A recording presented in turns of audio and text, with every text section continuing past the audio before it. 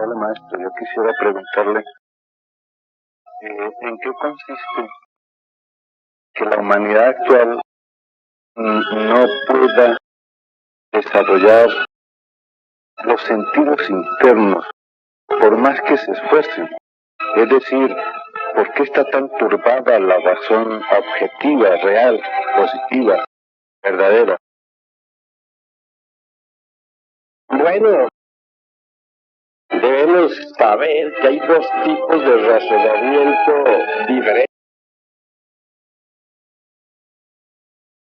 La razón objetiva tiene por basamento de todos sus funcionalismos los datos aportados por la esencia, la conciencia. La razón subjetiva es diferente. Elabora sus conceptos de contenido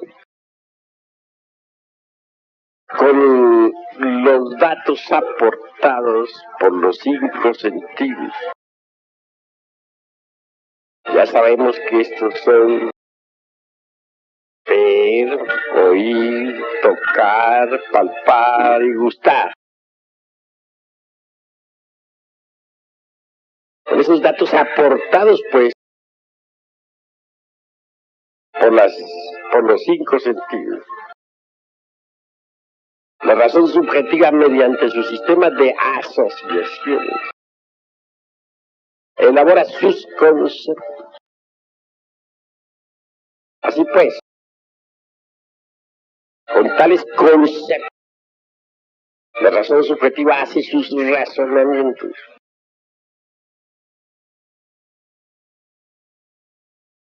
Mira las cosas desde este punto de vista, desde este ángulo. ¿Qué puede saber la razón subjetiva sobre lo real? ¿Sobre eso que se esconde tras el mundo de las apariencias? Lo único que percibe son fenómenos. Lo único que puede realmente conocer es la sucesión de causas y efectos meramente sensoriales. Pero sobre lo que es la cosa en sí, sobre lo que es lo real, sobre eso que existe tras de las mismas apariencias, sobre las leyes de la naturaleza en sí mismas, tal cual son, y no como aparentemente son. Nada sabe la razón subjetiva, nada puede saber, puesto que sus datos se basan exclusivamente en las informaciones que dan los cinco sentidos, y nada más. Cuando uno quiere saber algo más, cuando uno desea saber algo más, conocer aquello que se esconde tras de las meras apariencias ilusorias del mundo físico, necesita desarrollar la razón objetiva, porque esta funciona naturalmente con los datos aportados por la mismísima conciencia. Pero para que la razón objetiva pueda tener sus funcionalismos, para que pueda desarrollarse correctamente, se necesita inevitablemente que la conciencia, que está llamada precisamente a proveer de datos a la razón objetiva para sus funcionalismos, pues esté completamente libre de todas sus envolturas, libre de todos esos receptáculos en que normalmente está metida.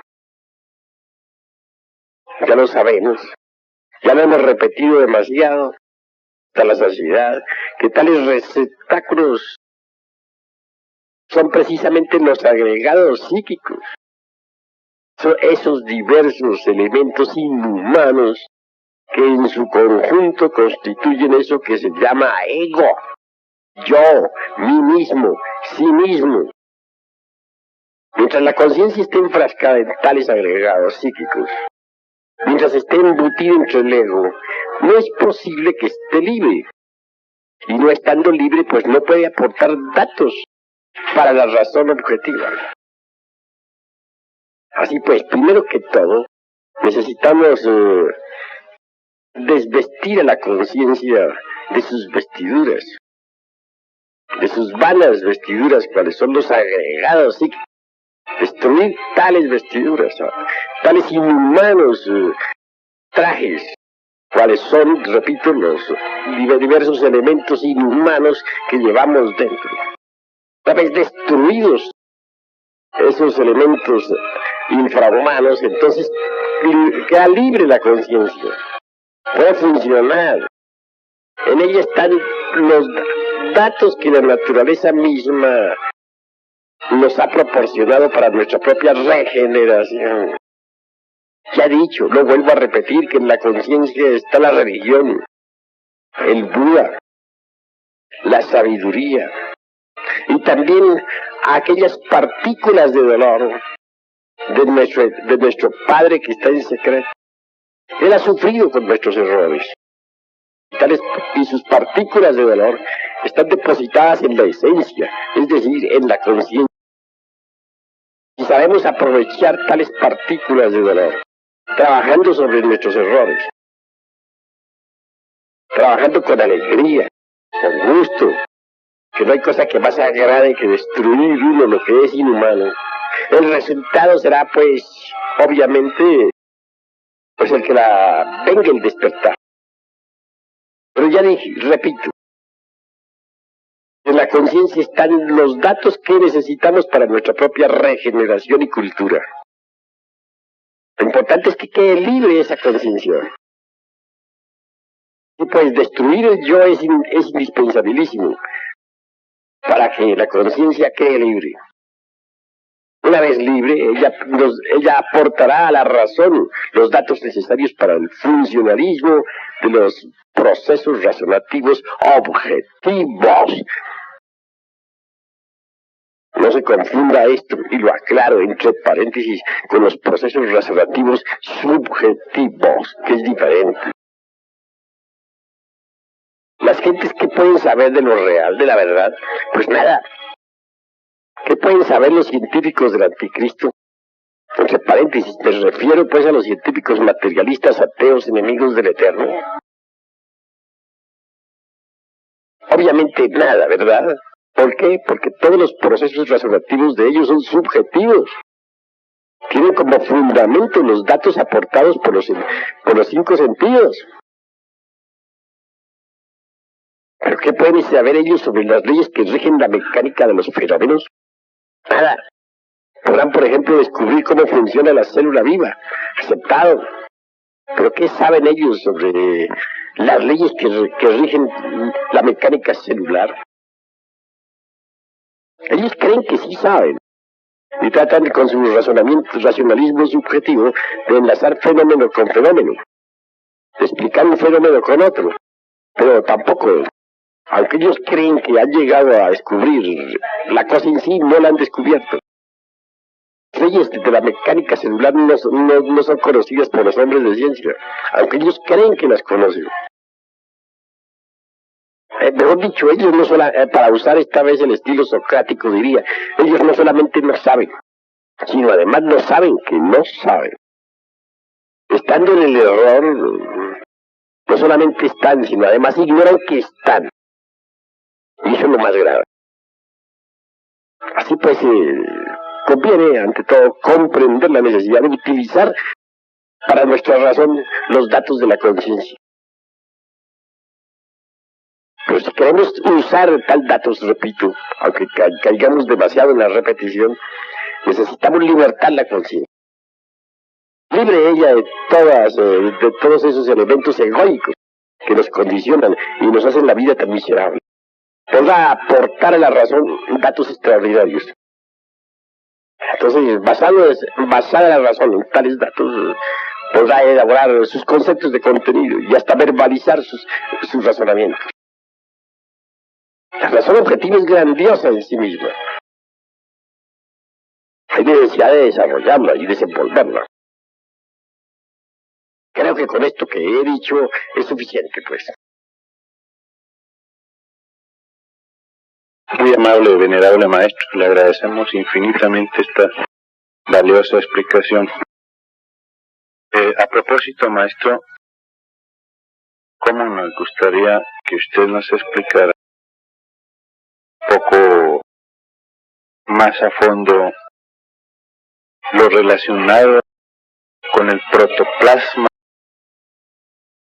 del ser humano?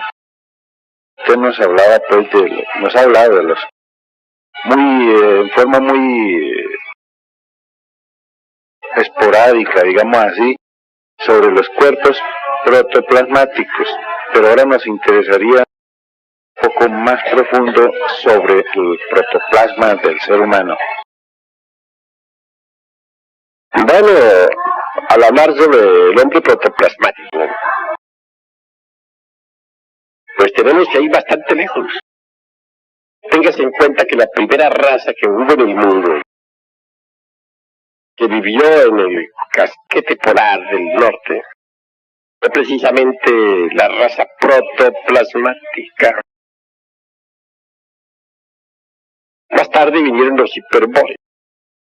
Entonces ciertos elementos atómicos se unieron a los cuerpos protoplasmáticos para formar esa segunda raza.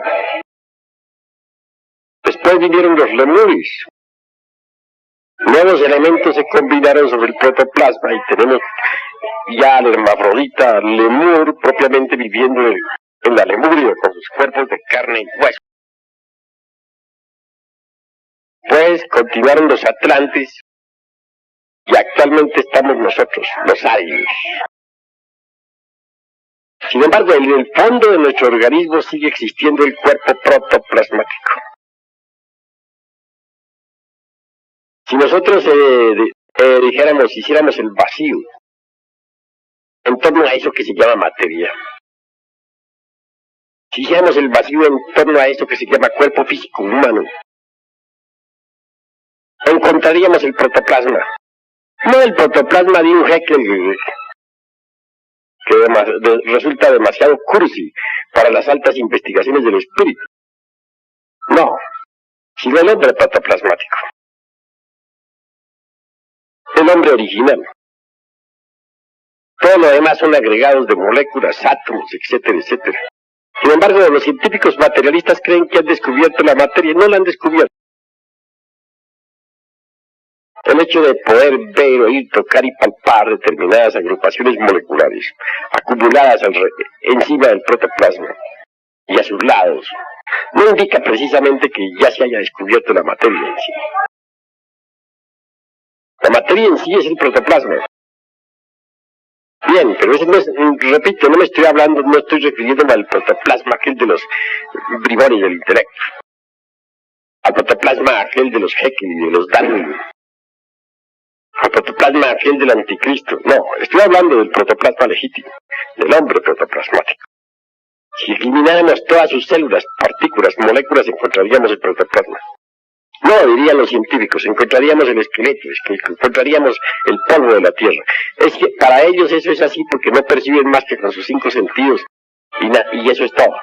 Pero el hombre verdadero, el hombre auténtico, aquel que posee la razón objetiva, aquel que además de eso pues ha desarrollado el sentido espacial y que tiene acceso a la cuarta vertical y a la quinta y a la sexta, etcétera, etcétera.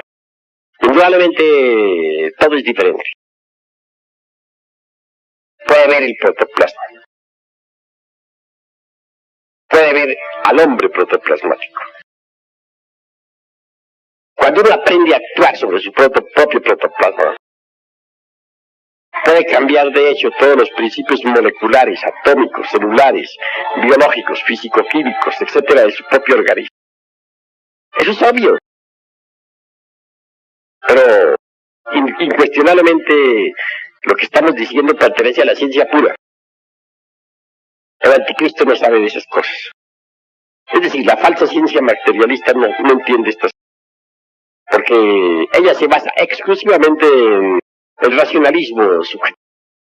Tal racionalismo, como ya lo he dicho, tiene como única fuente de información las informaciones defectuosas de los 5 sentidos.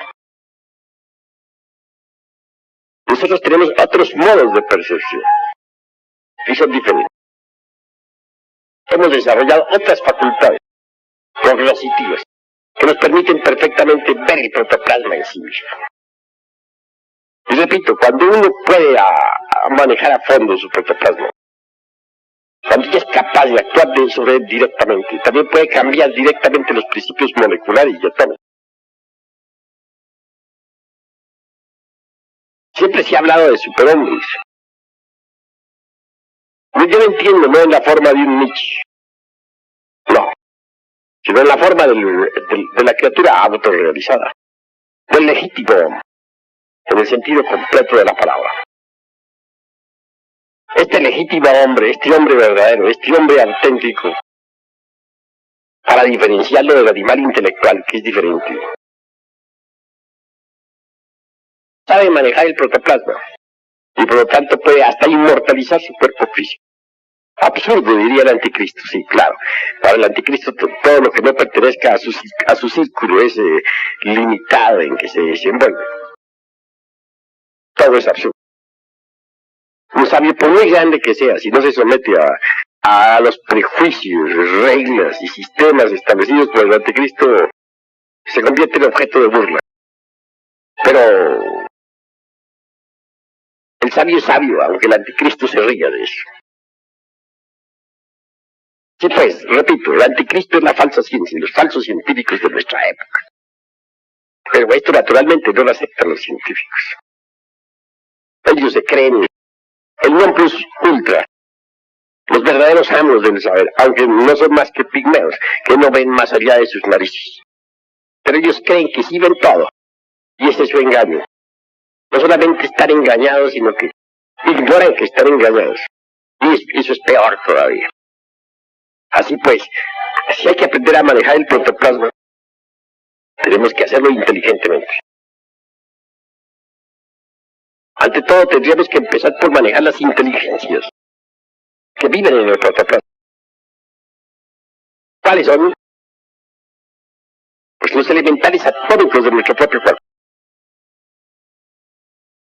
Es incuestionablemente en las aguas de la vida. En el esperma sagrado tenemos nosotros las famosas ondinas atómicas, moleculares, propias, individuales. No me estoy refiriendo a las ondinas de los lagos ni de los ríos, sino a las que cultivamos en el sistema seminal, a las atómicas, a las que forman parte de nuestro propio cuerpo.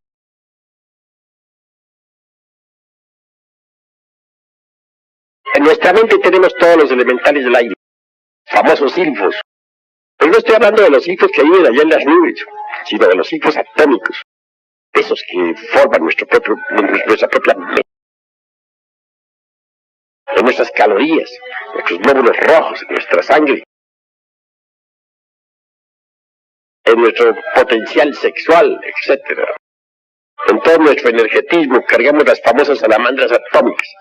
Pero una vez más digo, no me estoy refiriendo a las salamandras de los volcanes, sino a las atómicas, a las que forman parte de nuestra sangre, a las que constituyen los glóbulos rojos, a las que originan nuestros ardores sexuales, etcétera, etcétera, etcétera.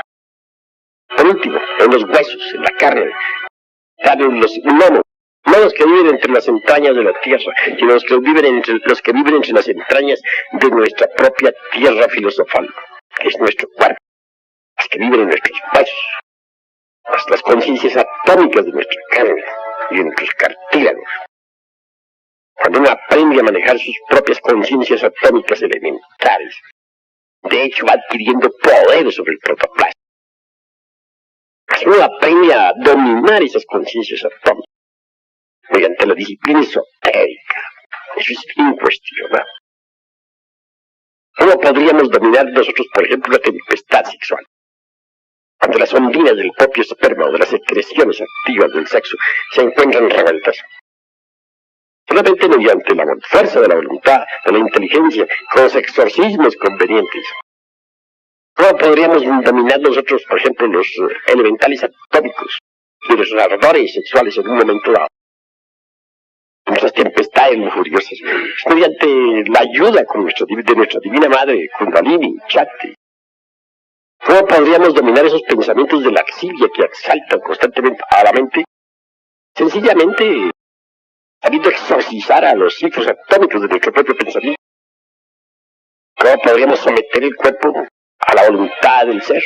Solamente dominando a las conciencias atómicas o elementales atómicos de la carne y de los huesos y de los cartílagos, etc. Uno va adquiriendo poder sobre las inteligencias atómicas de su propio cuerpo, cuando se va haciendo amo de todas esas inteligencias atómicas que viven en su propio organismo. De hecho, va adquiriendo también poder sobre el protoplasma, donde esas inteligencias atómicas se desarrollan y se mueven.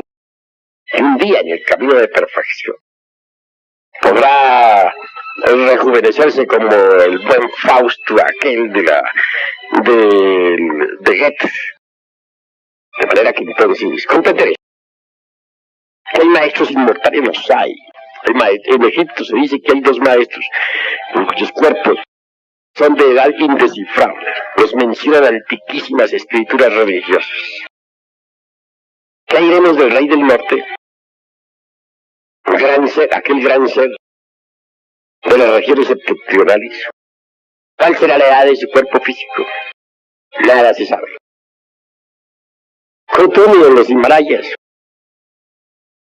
Uruji de la gran maestra Elena Petronila Blavatsky es de edades indescifrables.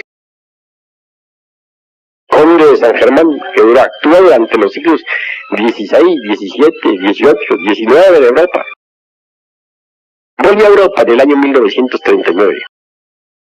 Y de regreso al Tíbet fue entrevistado por Giovanni Papini, el niño consentido de los Vaticanos. Así pues, pensemos en que todos podemos llegar a convertirnos en hombres auténticos, legítimos, verdaderos, en que todos podemos llegar a conocer el protoplasma, el funcionalismo vivo de nuestro organismo, digamos la base primera y la que verdaderamente da origen a todos los procesos de la vida. Cuando hablo del protoplasma en sí, no me estoy refiriendo exclusivamente al cuerpo vital etérico. No confundan ustedes al lingam, sarira o cuerpo vital con el protoplasma. El protoplasma es diferente. Para conocer al protoplasma se necesita verdaderamente desarrollar ciertas facultades que no todos lo tienen. Para desarrollar esas facultades hay que despertar. Y para despertar hay que morir en sí mismos, aquí y ahora. Con el mayor gusto he grabado esta pregunta de nuestro hermano Efraín Villegas Quintero, a fin de que todos puedan recibir la información correcta. Venerable maestro, antes de que usted se nos retire, queremos aprovechar para una última pregunta por hoy, maestro, por este rato. Usted nos habló acerca de la encarnación y cristalización del ser, pero a la vez nos dijo que había que dar oportunidad a las distintas partículas atómicas del ser que se iban realizando. Esto quiere decir que el ser no desciende de una vez en su totalidad, sino por partes, maestra. El ser es el ser, y la razón de ser del ser es el mismo ser. Al hablar de ser, pensemos en el sagrado sol absoluto. Obviamente, del sagrado sol absoluto emana el santo Okidanok, omnipresente, omnipenetrante, omnisciente. Y a su vez del santo Okidanok deviene el santo Triamatsikano, o en otros términos, la Trimurti Logoica, la cual, como ya he sabido, tiene 3 aspectos. Primero, santo afirmar. Segundo, santo negar. Tercero, santo conciliar. El sagrado sol absoluto y el santísimo Okidanok, omnipresente y omnipenetrante, desean cristalizar en nuestro organismo. esas tres fuerzas primarias de la naturaleza. En Oriente tales fuerzas reciben el nombre de Brahma, Vishnu y Shiva. En el mundo cristiano son denominadas Padre, Hijo y Espíritu Santo. Bien, el Sagrado Sol Absoluto y su emanación, el Santísimo Okidanoj, desean cristalizar en nuestro organismo a las tres fuerzas primarias de la naturaleza. Todo el trabajo esotérico consiste en eso, en lograr la cristalización de esas tres fuerzas primarias. Es obvio que primero habrá que cristalizar la fuerza más cercana que tenemos, la del Santo Conciliar. Eso es indubitable. Mucho más tarde en el tiempo habremos de cristalizar en nuestro organismo la segunda fuerza, que es el Santo Negar, el Vishnu indostárico, el Chopaj hebraico, el Cristo cósmico. Y después, mucho después, habremos de cristalizar en sí mismos a la primera fuerza, Santo afirmado, el Keter cabalístico, el Brahma indostánico, el Padre en el cristianismo. Así pues, hablando en un lenguaje que todos entiendan, en un lenguaje crístico esotérico diríamos que debemos cristalizar en nuestro organismo a las tres fuerzas conocidas como Padre, Hijo y Espíritu Santo. Cuando lo logremos, nos habremos convertido en criaturas absolutamente perfectas. Primero habrá que cristalizar la que tenemos más cercana, la del Espíritu Santo. Mucho más tarde tendremos que cristalizar en nosotros las fuerzas crísticas. Y por último tendremos que cristalizar en nosotros a la primera fuerza, la del Padre. Ese es el orden sucesivo de las cristalizaciones dentro de nosotros mismos, aquí y ahora. Eso es lo que quiere el Sagrado Sol Absoluto. Eso es lo que quiere el Santo Okidanoj. Y nosotros debemos cooperar con el Sagrado Absoluto Solar. Si es que verdaderamente, dijéramos, amamos la gran causa. Uno coopera pues en la cristalización de esas tres fuerzas de nuestro organismo cuando verdaderamente está dedicado a la gran obra. Eso es obvio. Indubitablemente la tercera fuerza, que es la primera que debemos cristalizar, es la del Espíritu Santo, Santo Conciliar. Viene a cristalizar completamente en uno con la resurrección esotérica o mística. Tal resurrección solamente es posible realizarla después de múltiples trabajos, después de haber muerto en sí mismo, después de haber pasado por todo el drama del Cristo, después de haber creado los cuerpos existenciales superiores del Señor y de haberlos llevado a la perfección total, etc. Cuando después de todo eso es que viene el proceso resurrectivo. La cristalización completa en unos de la tercera fuerza. La segunda fuerza, un poco más tarde. Solo es posible condensarla o cristalizarla en uno, cooperando con la misma segunda fuerza, a través de la negación, de la renunciación completa a todas las cosas. Muchísimo más tarde, pues, haciendo la voluntad del Padre en una forma radical, pues tendremos nosotros la cristalización de la primera fuerza. Pero en síntesis, todo lo que se quiere es cristalizar tres fuerzas en nosotros. Y la autorrealización es eso, precisamente, conseguir cristalizar las tres fuerzas primarias de la naturaleza dentro del organismo humano. Eso es lo que se llama autorrealización. Estoy hablando en una síntesis que se entienda. Estoy hablando para que todos comprendan la necesidad de cooperar con el Sagrado Sol Absoluto. Conviene que cada uno de nosotros cristalice las tres fuerzas primarias dentro de su organismo. Eso es todo. Muchísimas gracias, venerable maestro.